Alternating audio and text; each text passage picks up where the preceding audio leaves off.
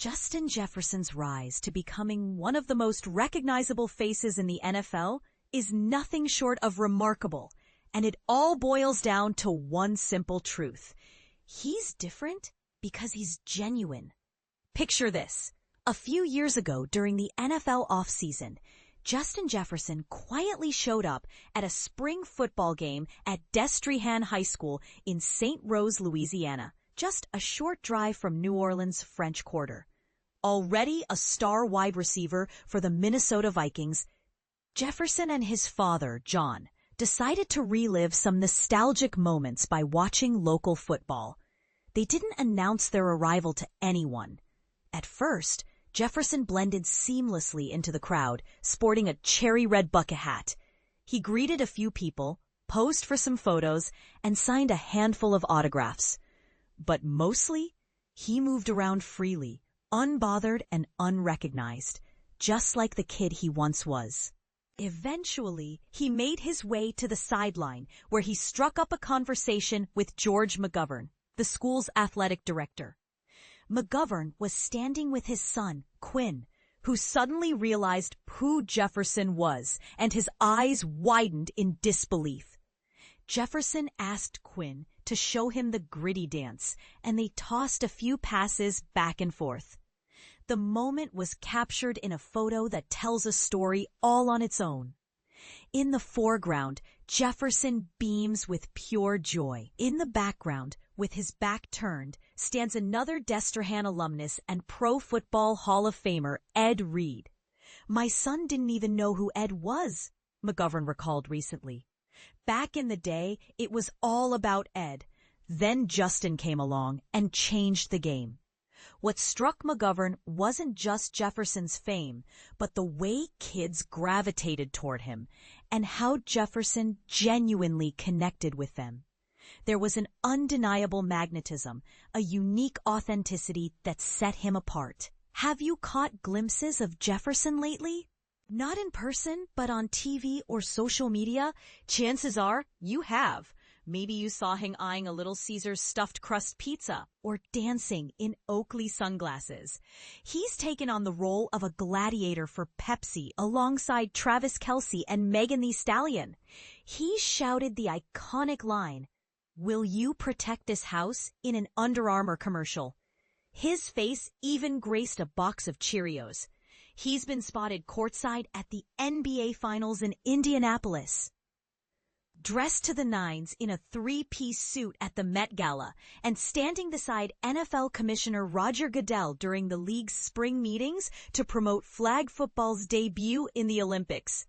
This is what happens when an athlete transcends the game to become a brand, an ambassador, and a cultural icon. Only the LeBrons and Steph Currys reach this level of recognition, said J.R. Blood, one of Jefferson's high school quarterbacks who later played at Southern University and Missouri. Watching Justin achieve this in real time is incredible. But let's be clear, none of this would be possible without his extraordinary performance on the field. At just 26 years old, Jefferson, who missed most of training camp due to a mild left hamstring strain, but is expected to be ready for Week 1, already holds multiple NFL records. In 2022, he became the youngest player ever to lead the league in both receptions, 128, and receiving yards, 1,809. He set records for the most catches and receiving yards in a player's first 3 seasons, and extended those records through his 4th season as well. He reached 30 career 100-yard receiving games, faster than anyone else in NFL history, doing so in just 62 games. He also surpassed 7,000 receiving yards quicker than any player before him. Heading into the season, he holds the all-time record for receiving yards per game at 96.5. Nearly every time Jefferson steps onto the field, he's etching his name alongside legends like Randy Moss, Marvin Harrison, and Julio Jones. His game is a thing of beauty. Jefferson moves with a fluidity that's almost hypnotic. His routes are sharp and precise. his body shifting direction so smoothly, it's like he's gliding across water rather than turf. All-pro safety Tyrann Mathieu once compared him to a piece of silk, effortlessly floating and rippling in the wind. Jefferson rarely drops the ball, absorbs hits without faltering, and can line up both outside and in the slot. He blocks with enthusiasm, showing no hesitation. Trying to find a flaw in his game? You'd have better luck hunting for a four-leaf clover. He's a superstar both on and off the field, and superstars naturally attract attention. Even if he wanted to keep to himself, companies would still chase him for endorsements. So, what truly sets Jefferson apart? Why is he so beloved, especially by kids? It's his awareness of the responsibility that comes with being a role model. He and those close to him deeply value the impact of his words and actions beyond the stadium. I take a lot of pride in it, Jefferson said a few months ago. I take a lot of pride in everything that I do because I know who's watching. He understands this because he's been in their shoes. Many of Jefferson's former teachers, coaches, and childhood friends credit his family for helping him maintain this grounded perspective. His parents, John and Elaine, remain actively involved. This summer, during his camp called J-Jet's Flight School, both parents were present, along with his two brothers, Jordan and Ricky. John often attends training camp practices quietly, away from the spotlight, but always observing. Jordan helps manage Justin's busy schedule, easing the pressure of constant requests. "I don't think he's changed much," said Greg Boyne, Jefferson's offensive coordinator at Destrehan. "He still laughs the same goofy way, tells the same corny jokes, and flashes that megawatt smile." Jefferson's path to college football was anything but straightforward. Only 3 Division I schools offered him scholarships: Northwestern, Tulane, and Nicholls State. "I remember running track with him his senior year," Blood said. I asked, "What's going on?" He told me he was working hard to improve his grades. Ask anyone from those days, and they'll tell you Jefferson wasn't a fan of school. His academic struggles limited his college options as much as anything else. Though he was slender, his talent was undeniable. He made one-handed catches along the sidelines and ran crisp routes. He knew he could compete with future college receivers like Michael Young, Notre Dame, Pop Williams, Memphis, Kirk Merritt, Arkansas State, and Alfred Smith, Louisiana Tech. His confidence was clear, but it never crossed into arrogance. After starters finished their reps, Jefferson refused to leave the field when backups were called in. That competitive fire was real, Boyne said. He didn't want to lose his spot. Destrehan's head coach, Steve Robichaux, ran a strict program. No nonsense on the field, no dancing. Old school all the way, Robichaux said. But Jefferson pushed boundaries. During punt return drills, when Robichaux wasn't looking, Jefferson would tap dance back and forth. "After a win," he once shouted from the bus, "we turning this bitch up." He was unapologetically himself, said Cohen Grenier, another of Jefferson's high school quarterbacks. "I have videos of him just singing. He was outgoing and full of life." Teachers noticed too. Jamie Jo Lee, who taught Jefferson web design, fondly remembers his infectious energy, the bounce in his step, the cheerful greetings in the hallways. Boyne believes Jefferson's joy inspired teachers to help him academically. But he wonders, what if they hadn't?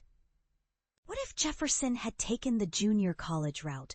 Would he have stayed committed enough to academics to reach a Division I program? More broadly, how many talented, kind-hearted kids never get the chance to shine because they lack support? Why did LSU hold a walk-on spot for him? "Everyone at LSU loved him," said former LSU coach Ed Orgeron. "I knew Coach Robichaux and trusted his word about Justin's character and integrity. I knew I'd fall in love with him." At LSU's first spring practice, Jefferson executed a double move that left Orgeron speechless. "God almighty, we hadn't seen anything that good in a while," Orgeron said. Orgeron also received glowing reports from Jerry Sullivan, a longtime NFL receivers coach and consultant. Sullivan praised Jefferson's route running and eagerness to learn. Most importantly, he told Orgeron, "Of all the guys we have, he has everything it takes to be the quintessential role model." Just days before last February's Super Bowl in New Orleans, Jefferson returned to Destrehan High, this time with a much larger security detail. Such is the life of an NFL superstar. McGovern told Hamie Jolie that Jefferson would be filming a commercial and invited her to the field. She hesitated, worried he might not remember her or might brush her off.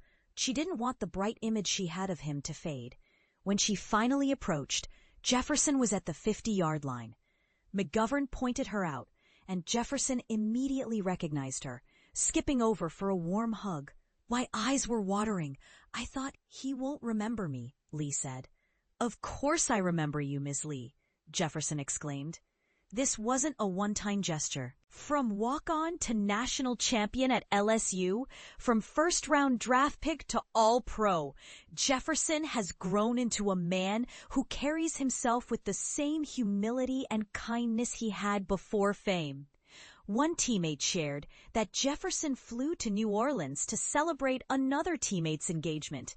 The night before the Met Gala, during a fitting at a luxury New York hotel, stylist Ron Burton III saw Jefferson's excitement and warmth firsthand.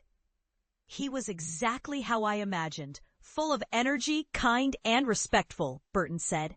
This summer, Jefferson hosted his camp at IMG Academy in Florida, inviting some of the nation's top high school players. Former NFL wide receiver Torrey Smith attended, curious if Jefferson would take a leading role. Smith's oldest son wears Jefferson's jersey regularly. "I don't take lightly that my kids want to look up to someone," Smith said. "The person means more than the player." Some people wear masks and reveal their true selves only after fame. Justin stands out because he's authentic. Even while nursing a hamstring injury this summer, Jefferson has been present at every Vikings trading camp practice. Some days, he's joking with head coach Kevin O'Connell. Other times, he's playfully bantering with defenders while munching on candy. Between drills, he tosses the football around like he's just hanging out in his backyard. This isn't an act. This is the secret to his appeal.